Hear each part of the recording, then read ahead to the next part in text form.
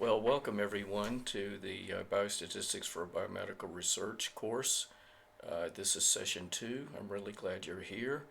I hope that you have reviewed the materials from session 1 if you were not able to participate live with that session. I'm with the Department of Biostatistics at Vanderbilt University Medical Center and the School of Medicine. And this program is sponsored by my department and the Vanderbilt Institute for Clinical and Translational Research Methods program, and the Edge for Scholars program, which is based at Vanderbilt.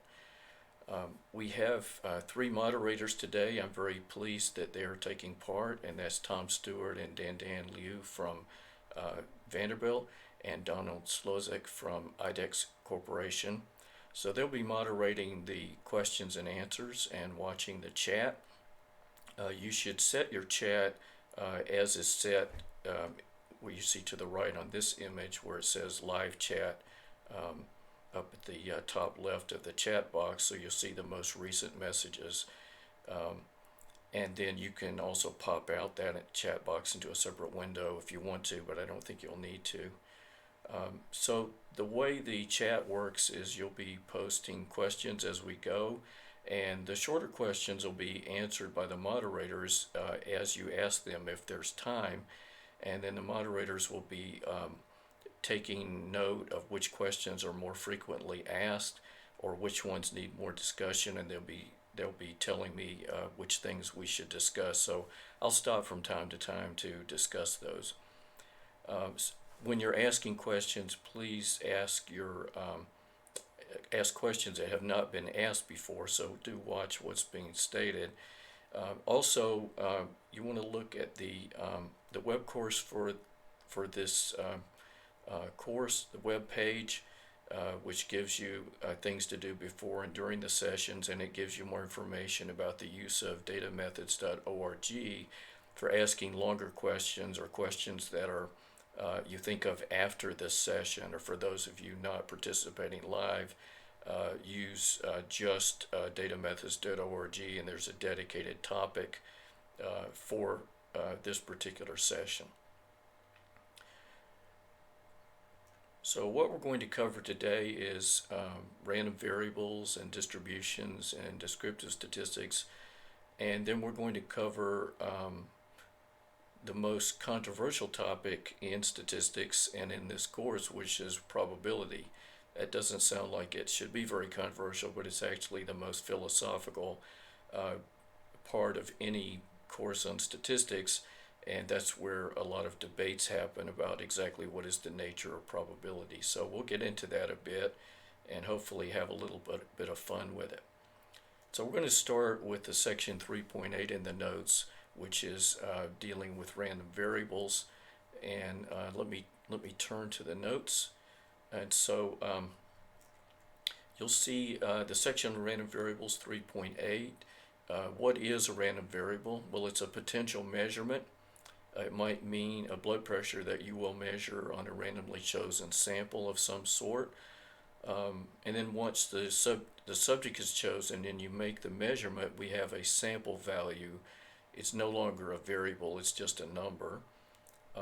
And then statistics often uses capital X to denote a potentially observed value and little x for an already observed value or a constant. We won't be very faithful to that, but I'll try to use that notation. There's a really excellent video, which I just added a link to the notes, by Richard McElreath. And this is a video about how to think in terms of Bayesian statistics using only Bayesian ideas and notation and not using frequentist ideas. And the link gets you right to this part of his video where he has a proposal for how we should rename things. And I think it's a proposal worth looking at, and it's very insightful and intuitive, and I haven't fully grasped it yet, but I think it's worth further study. So instead of the word data, he would use the phrase observed variable. Instead of parameter, he would use unobserved variable. And for likelihood or prior, he would just call those distributions. And for posterior distribution in the Bayesian sense, he would call that a conditional distribution, and then banish the use of the word estimate and the word random. They actually cause a lot of confusion. And when you say that you're making an estimate, you're sort of implying there's one magical way to make an estimate, and you're not taking into account the uncertainty of that estimate. So we put a lot of emphasis on point estimates that maybe we shouldn't. And in the Bayesian world, you don't really get a point estimate, but you get an entire distribution. And the width of that distribution tells you what you don't really know, and it tells you your inability to put that as a single point estimate. So now we move into the controversial part, and I hope you've had a chance to look at least two of these really excellent videos that show you with a lot of pictures and cartoons and the like what probability means, a lot of Venn diagrams. So they're really excellent. So probability is usually taken to mean a long-run relative frequency. That's a traditional use of probability. It doesn't actually work quite that way, and we'll get to that. But let's suppose you're flipping a coin, and the first time you flip the coin, you flip the coin once, and you've got 0 heads out of 1 flip. So you have a proportion there of 0 out of 1. I'm just going to make one adjustment here because I think the cursor may not be showing for you. Now I think the cursor, yes, cursor's showing. So, I need to hit one button. All right. So you've flipped the coin once, you have 0 heads. You flip it a second time, so now you've got 2 flips. You've observed 1 head, and then I don't know, the cursor is really aligning with where I am, so forgive me for that.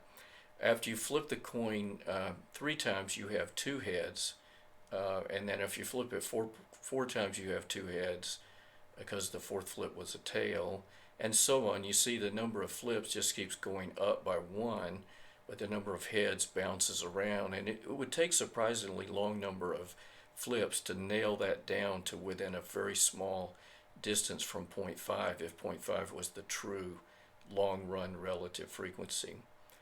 So that's the notion that most people have in their heads when they're thinking about probability. But let's consider something that's just slightly more complicated than that. Those of you who are not familiar with American baseball may have a little bit more trouble with this example, but a player comes to the plate to be pitched a pitch by the pitcher, and you look at how many times the player had an opportunity to get a hit, to get on base and advance. What is the proportion of times that the player had an opportunity to connect with a ball in such a way that he gets a hit over the number of opportunities he had? So you have the long run proportion of at-bats opportunities that resulted in a hit. And so the batting average seems to be a simple concept, but maybe not so fast. So what does the batting average depend on? It depends on the pitchers that are facing as an opponent to the batter. How good is the pitching? Is the pitcher left-handed or right-handed? The player's batting average may drop over a season as the player tires or is injured, and then the batting average typically drops over the years as a player ages. And so what do we mean by long-run batting average? Well, you can still compute it, but what it actually means is not quite so clear. And so you might better think of getting a hit as a one-time event for which the batting average is just an approximation of that probability. And that's really true in a lot of situations, even flipping a coin. A coin, if you flipped it enough tens of thousands of times, it will wear and it will get a little uneven, so it'll actually have a slightly different probability of getting ahead. And so the idea of probabilities as long-term averages is a little bit restrictive and doesn't always apply. Now, what are the things we can all agree on about a probability? Well, you can't agree on everything because the probability is somewhat in the mind of the beholder. It depends on what information the beholder has access to. So somebody would know maybe that a baseball player has just injured his arm, and it would give you a different probability. But if you didn't know that, the probability you assign might not be different. So you can take the probability as a long-run relative frequency. You can take it as a degree of belief, or any metric that's between 0 and 1 that obeys certain basic rules or axioms, such as those of Kolmogorov.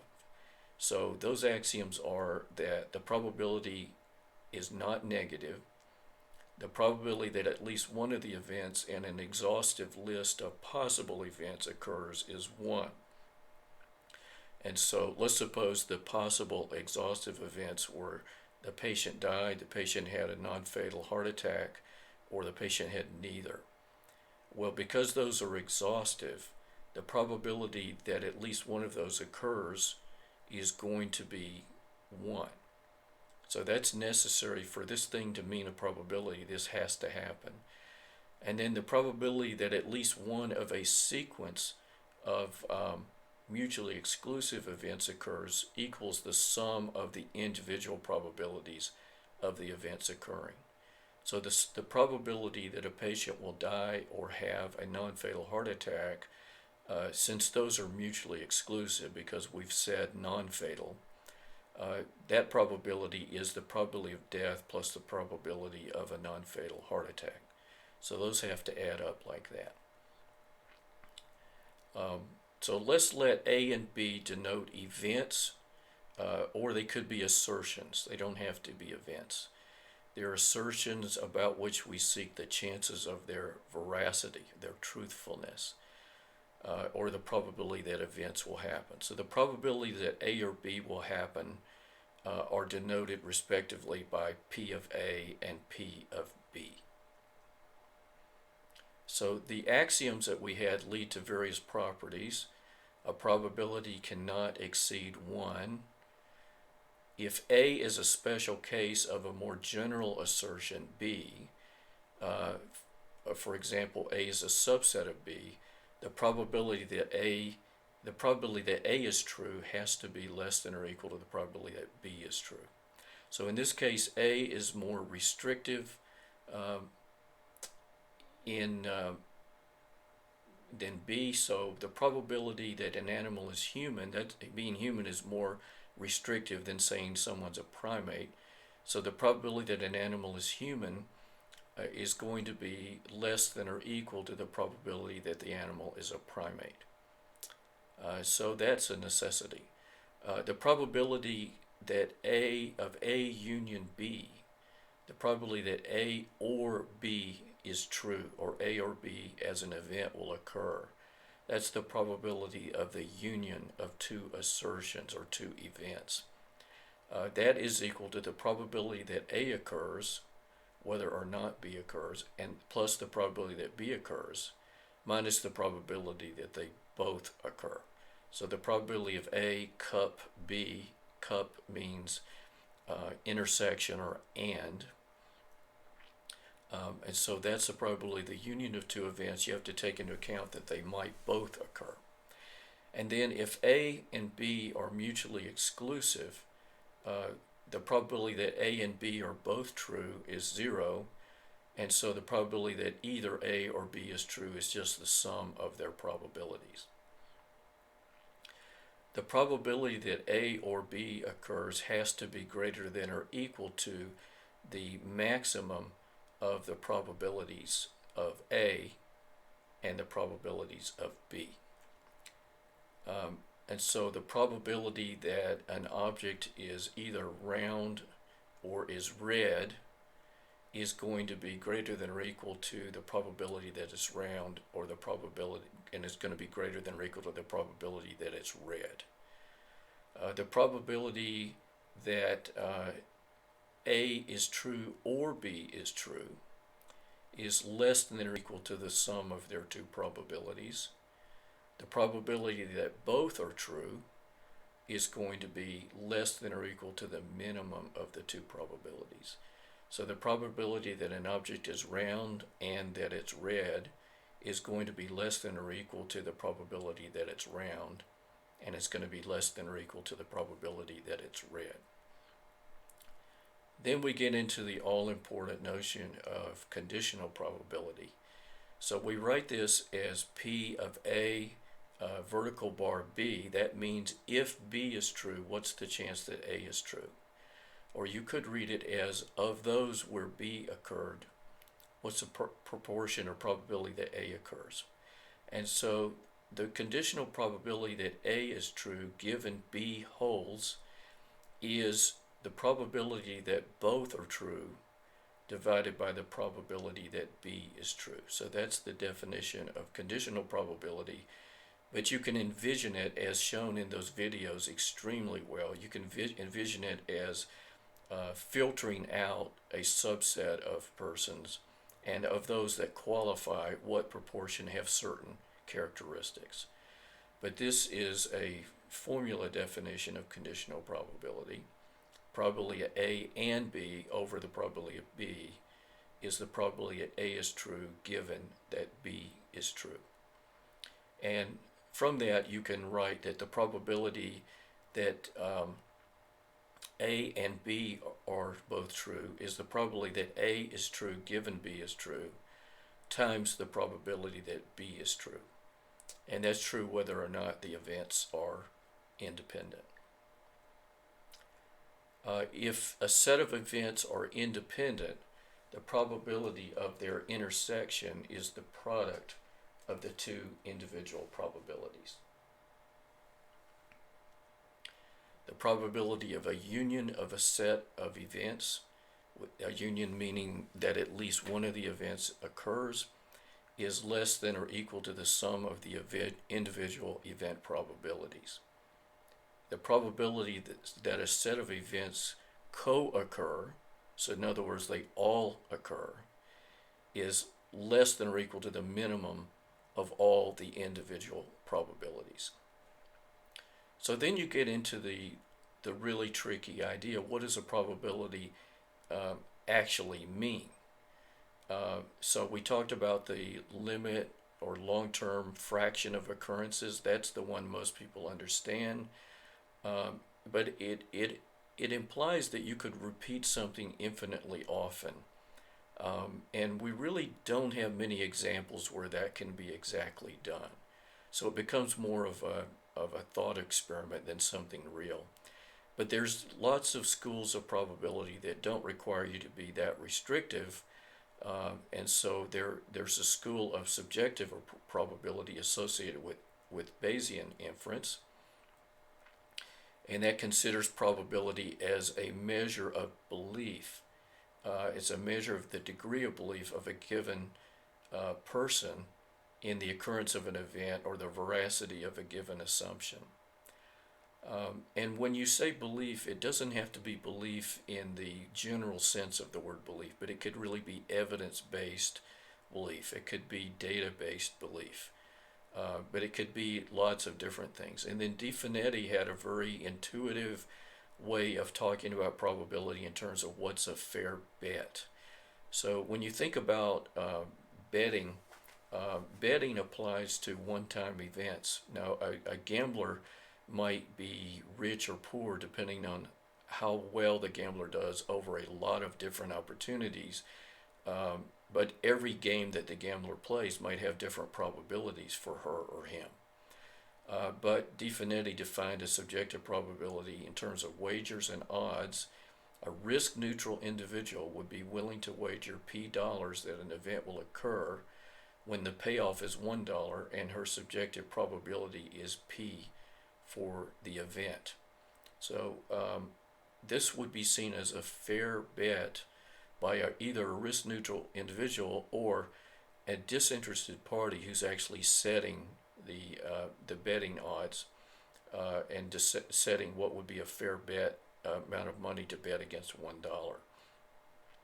Now just remember, this idea of one-time events is a very important idea in probability because even when you go to a horse track, there's a lot of odds being played at horse track betting, but these are really subjective probabilities because this horse that you're betting on may never have run against the other horses, and the track is different that day. And so you're really talking about a subjective probability for a one-time event, and the only way to know that whether you're winning because of being good at betting is to have a lot of different one-time events that you pool. Now, I.J. Good has written a lot about this, great statistician who was involved in Bletchley Park and breaking the German Enigma code, along with Alan Turing. And he said that the axioms under which probabilities must operate don't actually define the probability. And probability can mean nothing or it can mean everything. So he shows pretty convincingly that all probabilities are subjective because they depend on the knowledge of the particular observer, as I mentioned earlier about the person that knew the baseball player was injured. Now, conditional probability is one of the most important things that we can talk about in statistical inference and in general. So the probability of the veracity of an event that occurs given a specific condition B holds, or that an event B has already happened, is denoted by P of A vertical bar B, as we said before. So this is a probability in the presence of knowledge captured by B. So if the condition B is that the person's male, the conditional probability is the probability of A for males. In other words, of males, what is the probability that they also have attribute A? And you could say, and I believe this is true, there's no such thing as a totally unconditional probability. Every probability is conditional on something. The question is, what is it conditional on? Most people would take the probability of pregnancy to apply to females, so that's a conditional probability.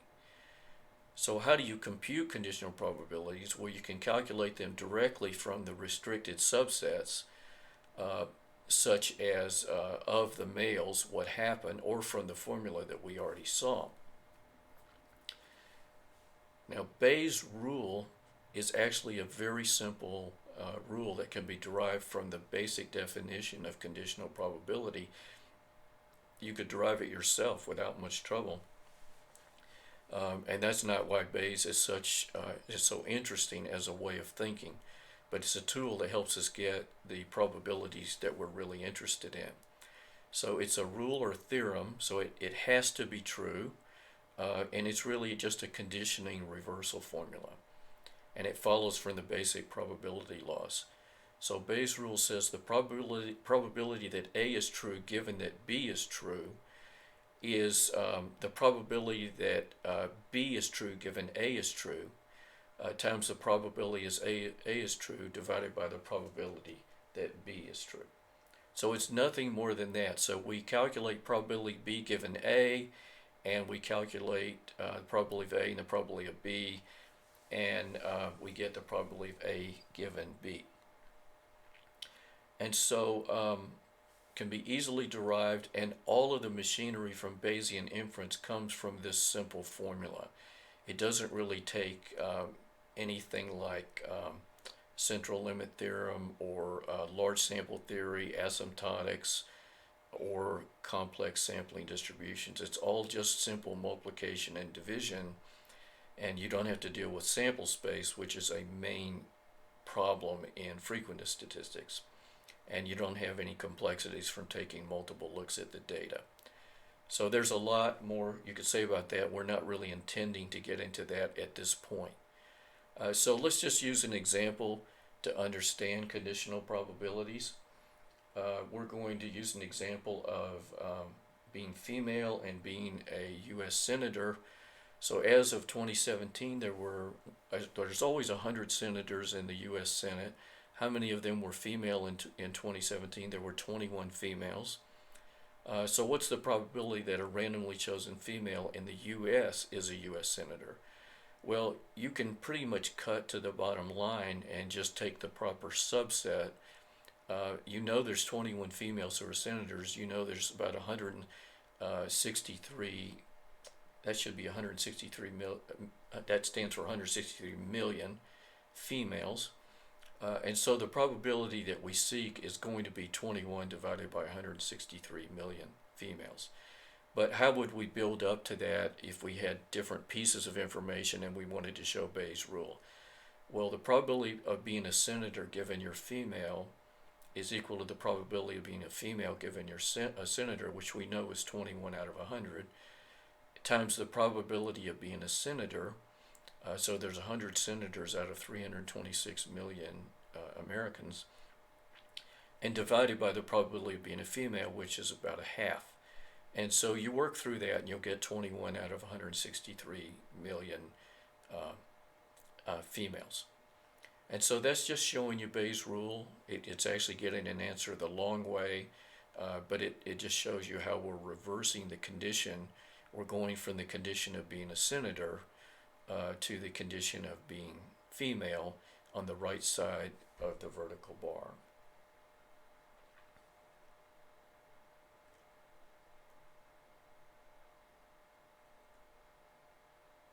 So given marginal proportions, and one other bit of information, you can use Bayes' rule to convert. So this really leads to the most important consideration about probabilities is the domain of application. And so we're assuming that the thing you're trying to assess, like the probability of heads, the probability of dying, is unknown, and we assume certain information is known. So we might know that a person is 70 years old and is a male, and we would like to calculate the probability of dying given that he's a 70-year-old. We don't ask whether the probability of death given somebody as a male at age 70 is accurate when compared against the probability of death given the person is 70, a male, and has a mean blood pressure of 45. So that's conditioning on extra information, or if you're conditioning on the patient being on a downhill course. That's extra information that you would not compare the crude probability against, because the crude probability only uses sex and age. So you have to be very careful about what you're wanting to condition on, and in the decision-making context, we're always wanting to condition on what we know to try to predict what we don't know. And so that means that our conditioning is in forward time or forward information flow. And those sort of probabilities can be taken out of context more easily and still be safe. Because when you're doing forward information flow probabilities, you don't need to consider what might have happened. And frequent is where it gets into the most trouble, is the p-value is a backward information flow probability. So it's conditional on the unknown effect size, such as conditional on a null hypothesis. And it is that conditioning that makes you have to take into account how you got here. You have to adjust for multiple data looks. So that need to adjust comes solely from conditioning on the unknown and not conditioning on the known.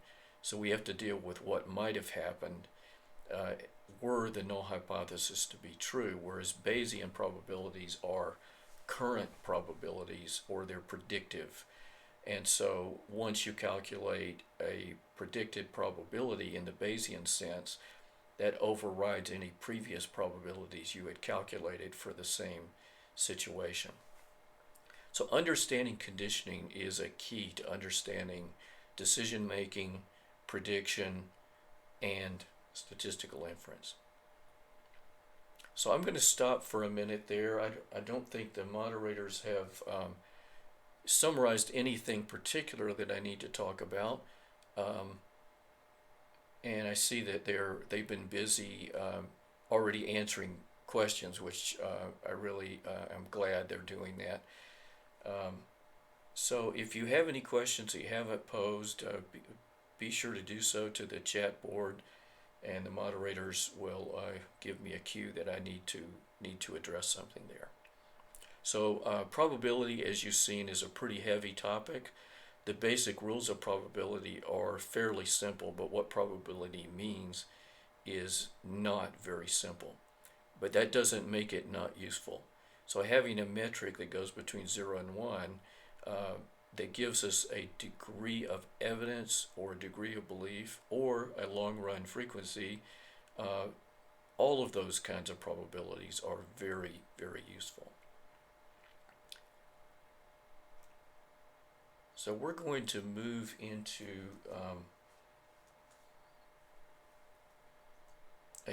another section that's not quite so heavy, which is descriptive statistics and distributions. And then in the next session, session 3, we'll get into statistical graphics, which I know everybody finds that to be a very fun subject and fairly easy to understand. So we first talk about distributions. A distribution of a random variable is a profile of its variability and other tendencies. And then it's most useful to talk about distributions in terms of various types of random variables. So a binary variable takes on only 2 values, and so the thing that defines the distribution of a binary variable is the probability of one of its 2 categories. So you could say the probability of yes, or the probability of no.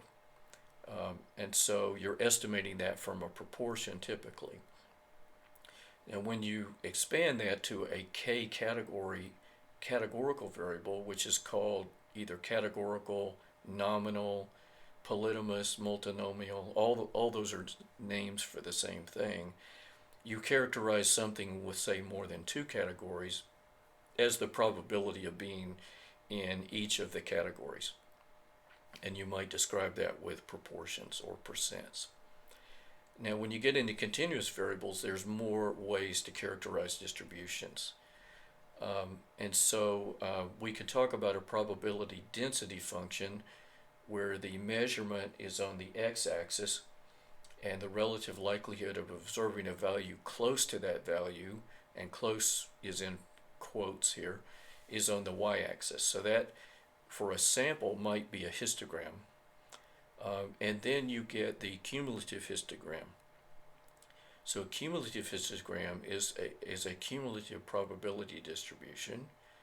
The y-axis contains the probability of observing x at the little x or to the left of that.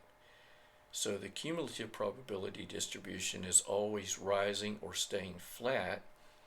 It never goes down. So it's a non-decreasing function.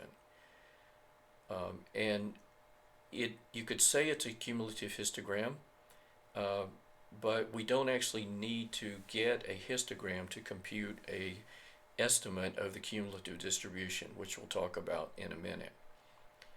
Because to get a cumulative distribution doesn't require any binning of any sort. Then you could characterize a continuous distribution using quantiles or percentiles, and quantiles really only assume one thing. They assume the distribution is continuous. So quantiles are not very useful for distributions that are discrete or have lots of ties in them. They really assume distributions are continuous. Another way that's maybe not as robust is to characterize a distribution with moments. So moments is the general term for long-term expected value of things like x or x squared, x cubed. And so the moments include the mean, the variance, the skewness, the kurtosis, and so on. So skewness measures the asymmetry of the distribution.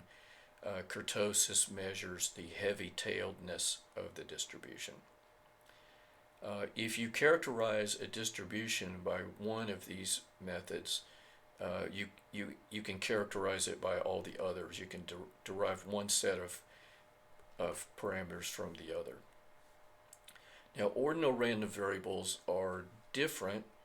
They may be categorical, but they have a natural ordering. And so quantiles might not be a good summary if something has a lot of ties, but treating it as an ordinal variable might give you a really excellent way to summarize it.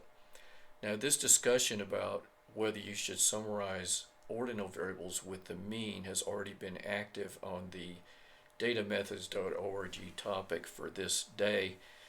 So I hope you'll look at that discussion to see more. But the short answer is if the spacings between the categories are somewhat quantitative. They don't have to be perfect. The mean can still be a pretty good summary statistic. So an example would be a lot of satisfaction surveys are done where satisfaction is measured on a 4-point or 5-point like visual analog or Likert scale. And those satisfaction levels like not satisfied to moderately satisfied to very satisfied, they are not equally spaced, but if you calculate the mean after converting those to a 1 to 4 or 1 to 5, the mean is still a pretty good summary. And the way that I like to think about this, when we do reports for our School of Medicine that are, say, faculty satisfaction surveys, we'll report the mean satisfaction on a certain item for the departments. And then there'll be a pop-up hover with the mouse, you'll pop up and see the 4 or 5 category proportions. So seeing the proportions is useful, but if you wanted to give an overall sense, the mean is pretty good. When the ordinal variable is a count variable, the mean is especially a good summary. When the number of categories is small, simple proportions are helpful. When you have a lot of categories, then we calculate either the mean or we calculate exceedance probabilities or the empirical cumulative distribution function. So if you knew a distribution, you can make intelligent guesses about future observations that you haven't made yet. There'll be uncertainty if that distribution function is not very sharp. So we might not give a very good prediction about a future raw data value if the distribution is wide. So at the least, a distribution can tell you what proportion of patients fall in a given interval. So let's turn back to continuous distribution. So this is what a continuous distribution might look like when it's very asymmetric. And so we have this long right tail, so we have these, some people call these outliers. I don't like that word outlier. But you see, you have a likelihood of getting very large data values out here, whereas on the left it's pretty much tied down, and we're not seeing hardly any values that are to the left of about x equals 2. That is an asymmetrically distributed continuous distribution, and the area, as you go higher in x, the area under that density function curve that we're looking at now is the thing on the right. So that's the cumulative distribution. So it's the area under the curve on the left as you accumulate from left to right. By the time you get up to greater than 30, you can see the total area of the density on the left is 1.0. So the cumulative distribution gives us the probability that x is less than or equal to any certain value. If x, what's probably x less than or equal to 20, you can just read this off by looking at the value up here. So we really like cumulative distribution functions because they're easier to describe and they're easier to calculate. So this is what it looks like when you have sample data. Is we have a histogram, and we've used some binning here, and the binning size is kind of a difficult choice. So this is a sample of size 1000 from a Gaussian distribution, and the true distribution is in blue, so we're trying to approximate that with a histogram using some arbitrary bins, and the true distribution has a mean 0 and a variance of 1. So that's how a histogram is trying to approximate an unknown population smooth density function.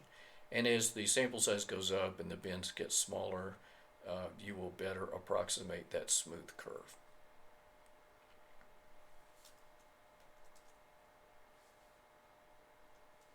So somebody has asked the good question, what's the difference between probability and likelihood? And that's actually a pretty loaded question, and something that Richard McElreath, I think, addresses in his video that I linked to, because we speak of likelihood in kind of a loose fashion. A likelihood is uh, called the likelihood of the data, but it's using density functions, and so it's not really probability in the sense that we usually talk about it. So it's kind of a loose use of the notion of probability, but likelihood is giving you some idea of the probability of the observed data. And I think you could say that a lot better than I just did, and there's much has been written about that. So this is a distribution when you have a bimodal distribution. So we have data values are pretty likely around x equals 0 and pretty likely around x equals to 6. And so this represents a mixture of normal distributions with different means, and the means are given by the red vertical lines. So that's a bimodal distribution, which we see fairly often. And for example, this is a good example of why we don't like unconditional distributions very well. If there was a sex effect on, say, blood pressure, and let's say the males out here tended to have higher blood pressures than the females, well, if you don't separate the data out by sex or condition on sex in a regression model, and you just look at the distribution of blood pressures, it might have these two different peaks in it. And that's just from a failure to condition on the sex variable. So when you don't condition on known information like the sex of the patient, you'll get strange things like bimodal distributions, and that's why when we present the results of clinical trials and other studies, presenting raw unadjusted data can often be actually misleading. Now, ordinal variables, they have some special properties, and continuous ratio scale variables are also ordinal. Not all ordinal variables are continuous or ratio scaled. So ordinal is a relaxation of the idea of an interval scaled variable. And it's best to analyze ordinal response variables using nonparametric tests or ordinal regression. Now they can allow arbitrarily many ties. So the limit of an ordinal variable is a binary variable. Now it's sometimes better, and often better, to treat count data as ordinal rather than to assume a distribution. So I see a lot of statisticians really liking things like Poisson distribution or negative binomial distribution. Those are actually pretty restrictive. And we see a lot of count data, especially when they're sort of clumping at 0, that really doesn't fit well, say, a Poisson or even a 0 inflated Poisson distribution. And so when you have extreme clumping, and just in general, I think treating count data as ordinal lifts a lot of assumptions and gives you a more robust analysis. So here's an example of what ordinal variables might look like. So here is a scale that has 15 levels. The ordinal variable here is the number of days that a patient has in the hospital in the year following a diagnosis. And so in this particular follow-up study, the 80% of the subjects were never hospitalized again in the following year. And so you see that spike there at 0 at 0.8. And then you had small numbers of subjects who were hospitalized. They typically were hospitalized 1, 2, or 3 days, and then it goes down as you go out to 14 days. So this is a variable that's incredibly skewed. Treating this as a count variable is not going to work as well as treating it as an ordinal variable, because an ordinal variable, you don't assume any shape for this distribution. Even extreme spikes are allowed. Here's a kind of a weird case where you've got some sort of quality of life scale or whatever, and you don't happen to have anybody at a 5 or a 6. So you've got a gap in the variable. So ordinal variables will handle that gap extremely well. So we're going to take an example from the Haynes study which is this NHANES National Health and Nutrition Study, which has some incredible data. We're going to take from one of the waves of subjects in the NHANES study their serum creatinine, and then we're going to change the actual data. So what we're about to do wasn't really in the data set, but we're going to say that you're following patients for renal function or acute kidney injury, and a small proportion of the patients had kidney problems that were so severe that they required dialysis. So if you think about an ordinal variable, you have a really natural way to handle that, because if there was no real serum creatinine measured of 5 or greater, you could just put the dialysis patients at 5. You could put it, instead of 5, you could put it at 55 or 1,000 or 1,000,000. It doesn't matter at all where you place this. It just has to be placed beyond the highest actual serum creatinine for someone who was not dialyzed. So we would call this a clinical override. So when you have an ordinal variable that most of its levels comes from the actual measurement, it's a continuous measurement, and of course continuous interval scale measurements are also ordinal. But then when we have a clinical override for dialysis, we have a place to put the dialysis occurrences, and we don't have to do a conditional analysis like of those who were not dialyzed, here's what their serum creatinine was. We don't have to censor patients. We don't have to do anything very fancy. So the ability to have clinical overrides on an ordinal variable is extremely handy trick. So let's see, don't see any new questions about descriptive statistics. Be thinking of any questions that you have. And I know that sometimes the choice of the best descriptive statistics to use is not that clear, but I tend to use quantiles very heavily when I'm talking about truly continuous variables, and I know the distribution is not bimodal. When you have a bimodal distribution, quantiles can often hide that, just like other statistics would hide that. But for a nice continuous distribution, I typically use quantiles a lot and not use the mean and standard deviation. And one of the reasons for that will be coming up. So what are the actual descriptive statistics that we know and love, and maybe one you don't know about that you should? For categorical variables, it's really proportions. And we might report the mean. If you're looking at the number of comorbidities, you might be calculating the mean of the number of comorbidities as a nice summary measure. The median would not be a good summary measure because there's too many ties in the data, and you add one patient and the median will hop around a great deal. You might summarize the categorical variable with the modal or most frequent category. What about continuous variables? Well, if the sample values are called little x1 to little xn, you have a lot of choices you can make. And so you can calculate the mean or arithmetic average, and it's helpful to think about what the average really is.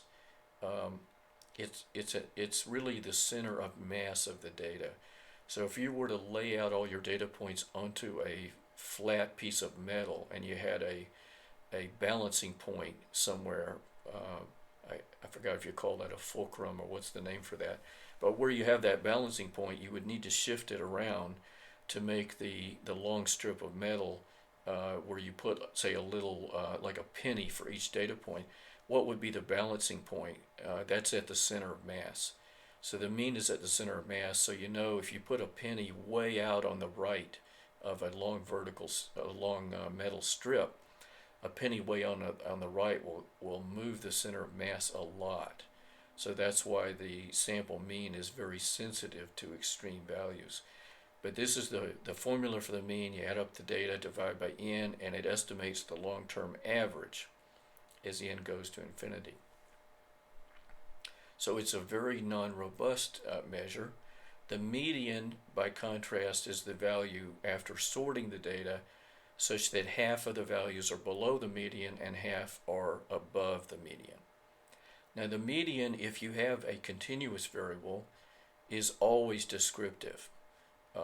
Say if you're estimating the mean income in the US people like Bill Gates and Warren Buffett will move the mean in an appreciable fashion. So the mean is not indicative of the typical person. The median would be much more indicative of the typical family income. So the median for a continuous variable is always descriptive, is unaffected by extreme values. It's not a good measure if there's heavy ties in the data. If there's heavy ties, the mean often works better than the median.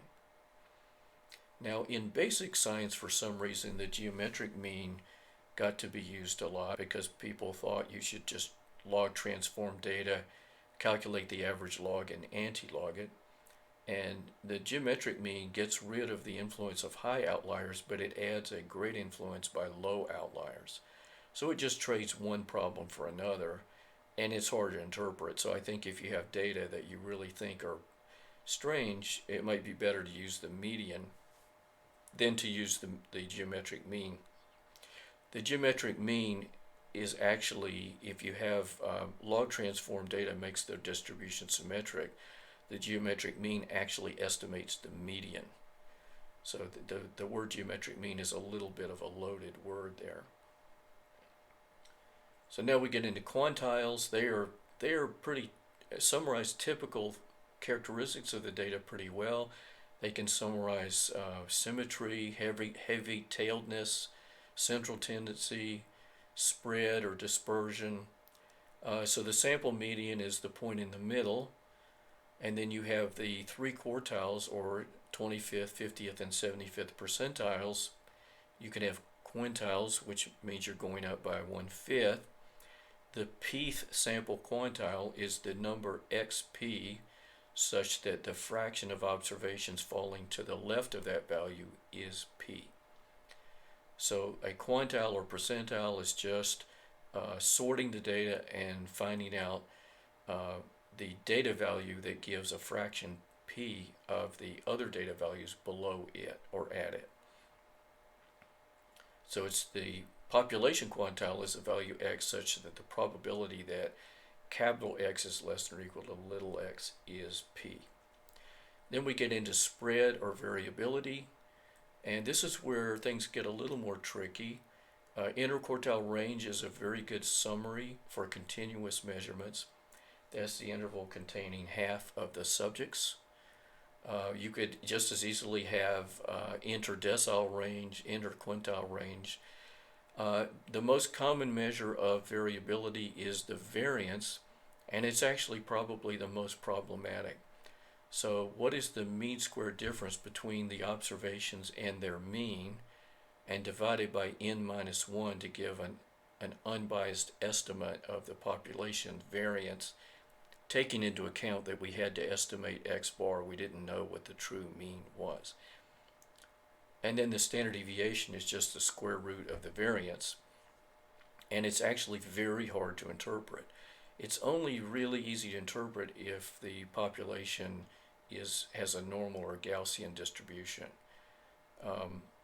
And the standard deviation and variance are not very useful for very asymmetric data. So I've been to more than one talk by a smart clinician who actually said this in the talk, or something very much like this. The mean hospital cost was $10,000 plus or minus $15,000.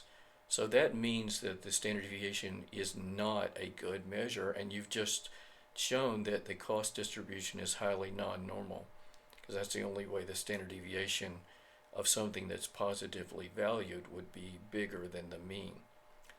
We have a more general and more robust and easier to interpret measure that's been around for hundreds of years. It keeps getting reinvented about every 100 years, and that is Gini's mean difference.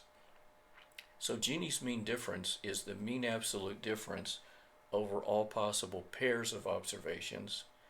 And so you could say if I took two subjects and measured them and took the absolute difference of those two numbers, that is what that Gini's mean difference is estimating. So it's the typical disagreement or difference between any two subjects' measurements. It's highly interpretable, it's robust, it's useful for all interval scale data, and it's highly precise as a measure of variability, even if you had a normal distribution.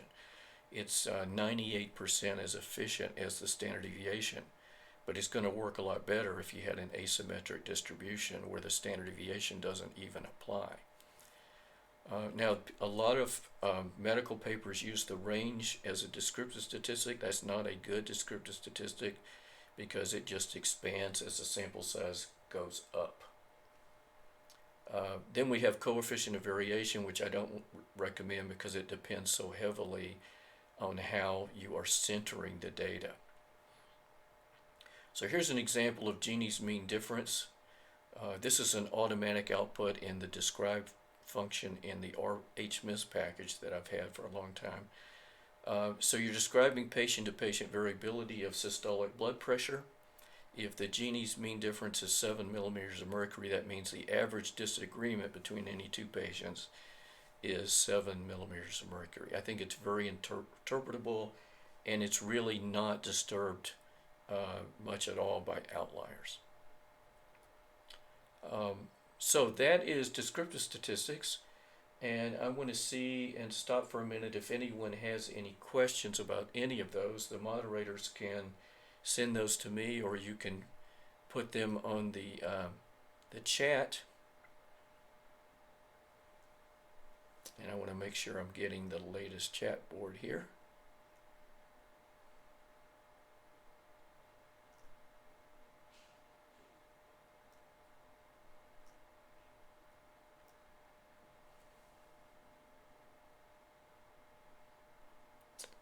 Okay. I'm not seeing any questions about descriptive statistics, so I'm sure somebody has something they'd like to ask or about anything we've talked about today.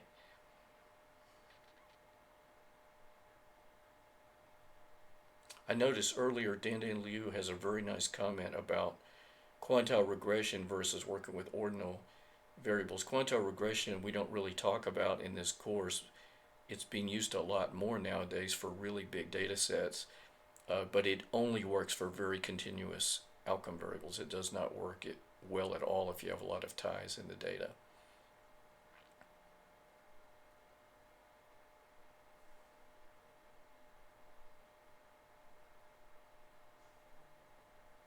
Somebody asked, is there a Gini median difference? There is something like that. There is something called the pseudo median, which kind of goes along with the Wilcoxon test and the Wilcoxon sign rank test especially. So the pseudo median takes all possible pairs of observations and calculates the midpoint of the pair, and then takes the median of all of those midpoints. So the pseudo median is actually fairly hard to interpret, but it's extremely robust and very, very efficient. So the pseudo median would be something close to the Gini's mean difference. I don't know of something that takes the median absolute difference. I'm sure you could do that and it would mean something. I just don't think it's so commonly done. So that's a good question. Any other final questions anyone thinks of?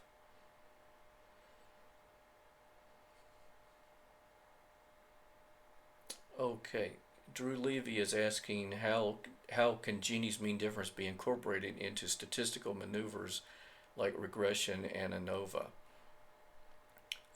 That's a pretty tough question. I think I don't know of a regression analog for Gini's mean difference.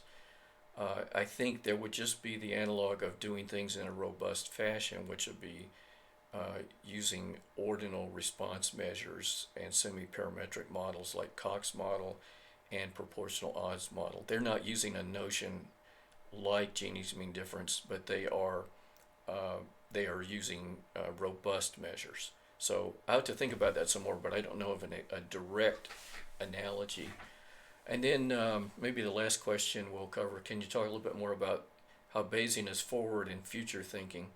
So we may get to this, I think we will get to this later, but so for Bayes, you might your end product might be what's the probability that the treatment works. So given the data that we have, and given whatever outside knowledge that we thought was reliable to use in getting the posterior probability through the use of a prior distribution, the probability that the treatment works in the right direction, in other words, the treatment lowers blood pressure, doesn't raise blood pressure.